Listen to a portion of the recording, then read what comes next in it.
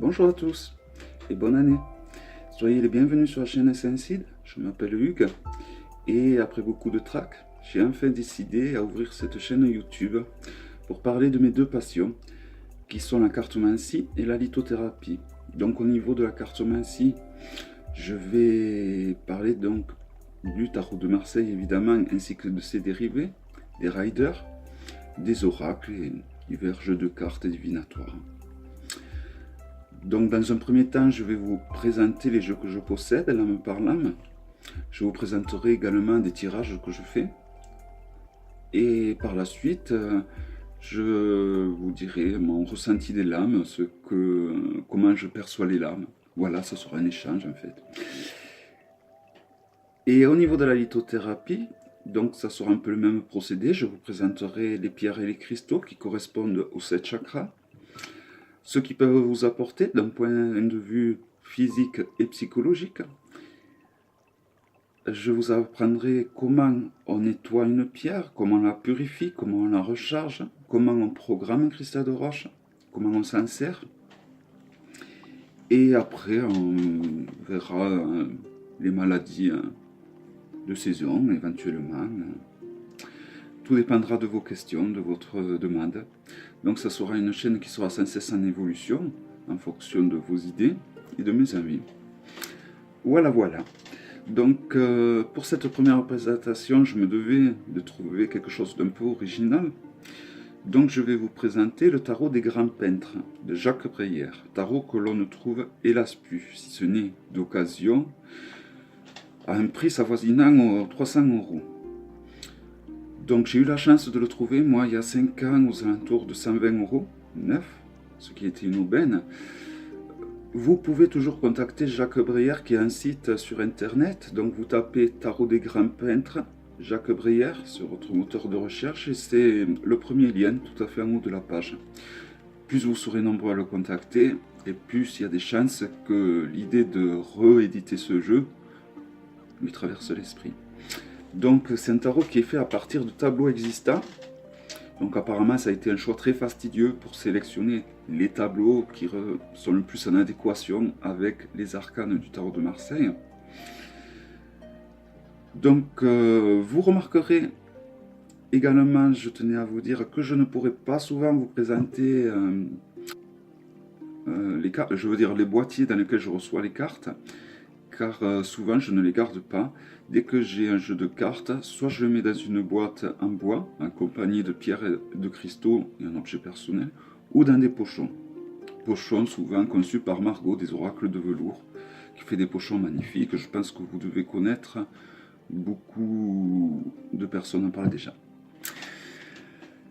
Donc le tarot des grands peintres, c'est le seul tarot où j'ai gardé la boîte, qui est une grande boîte en bois, donc très solide, qui s'ouvre comme ceci,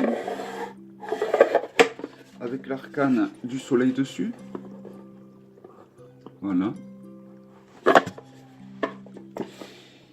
Il est accompagné d'un livre assez succinct, mais il est entièrement en français, donc du coup, il y a quand même pas mal de choses. Il n'y a qu'un seul tirage, un tirage qui utilise la totalité des cartes. Donc il s'agit d'un jeu où il n'y a que les 22 arcanes majeurs. L'auteur explique en début de livre qu'il considère que les arcanes mineurs sont inutiles et vont embrouiller l'esprit pour des trucs qui servent à rien. Bien entendu, ça n'engage que lui. Et me concernant, vous aurez compris que j'utilise les arcanes mineurs et majeurs. Je ne sais pas si j'arriverai à faire un tirage sans employer les arcanes mineurs, à moins qu'il s'agisse vraiment de tirages spécifiques comme on verra ultérieurement. Donc voilà, il explique tout ça, il explique la correspondance des arcanes avec les parties du corps. Donc c'est un tarot qui peut intéresser tous ceux qui font des soins à la personne. Je vous montre, si vous voulez faire pause, le nom. Vous avez le numéro des arcanes en premier, le nom des arcanes, et juste en dessous, le nom des peintres.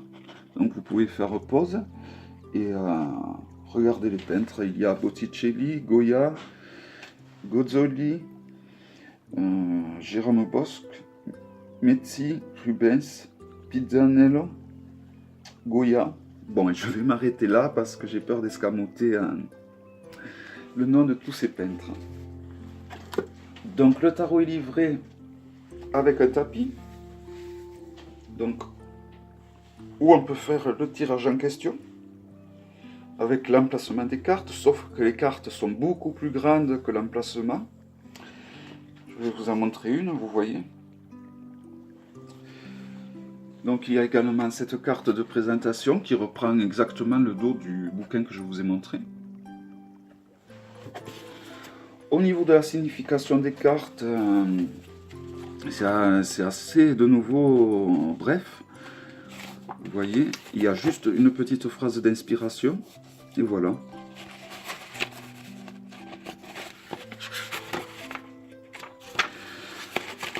Ceci pour toutes les cartes. Donc, je pense que je vais vous dire les phrases d'inspiration en même temps que je vous présente les arcanes. Ça sera le plus simple. Donc, vous aurez remarqué qu'il y a un dos doré. Les cartes sont très épaisses, donc très solides et souples à la fois. La glisse,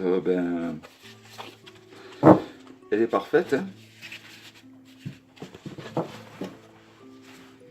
Moi, c'est un jeu que j'utilise. Je fais juste tirer une carte uniquement pour voir l'état d'esprit de la personne et vers quoi elle tend. Donc, c'est parti pour le monstre.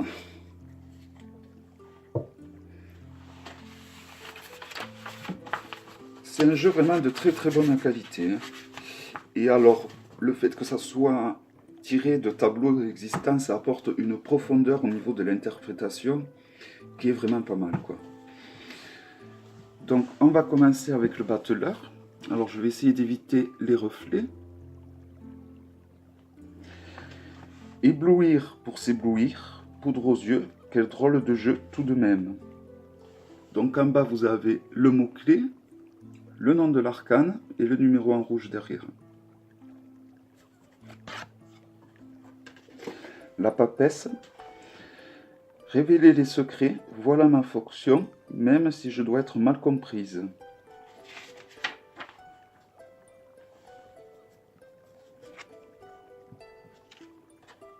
L'impératrice.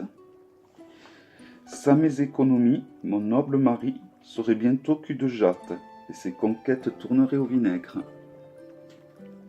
Je pense que certains d'entre vous vont reconnaître les tableaux. L'empereur. Nord, sud, est, ouest.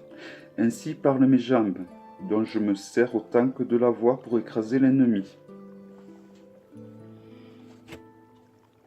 Le pape. Petits enfants, je vous promets le paradis, et les questions, c'est moi qui les pose.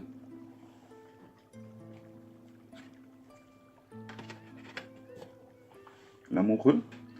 J'admire la beauté, mais une présence réelle n'a-t-elle pas plus de charme?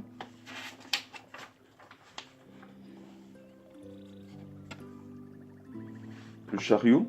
J'avance malgré des chevaux qui se mordent parfois.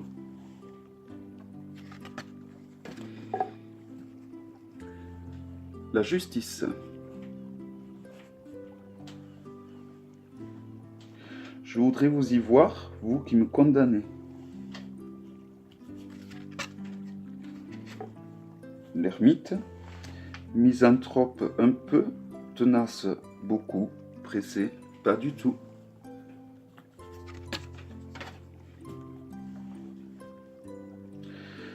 La roue de fortune. Me saisir à temps est plus difficile qu'ensuite me multiplier.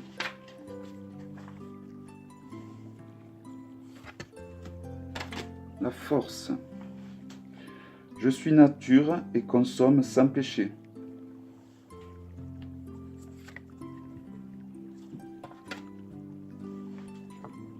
Le pendu.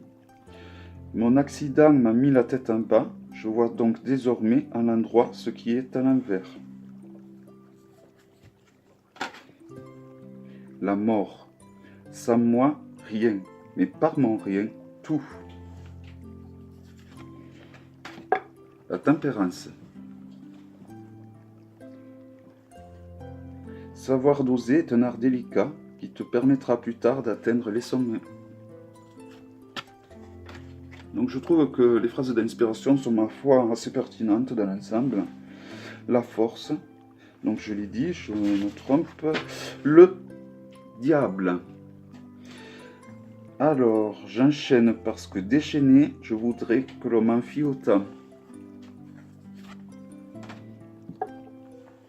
La maison Dieu. Si je ne purifiais pas les dieux périodiquement, ce seraient toujours les mêmes qui auraient les bons morceaux. L'étoile. Sans moi, votre ami, vous seriez tous des papillons, se posant n'importe où. La lune. L'illusion vaut bien un petit détour. Viens chez moi, il y a du feu. Le soleil. Positive est ma lumière, mes rayons vitalisent, rapprochant tout de la maturité. Le jugement. D'où je suis, me souvenir du futur et prévoir le passé est aussi facile que l'inverse. Le monde.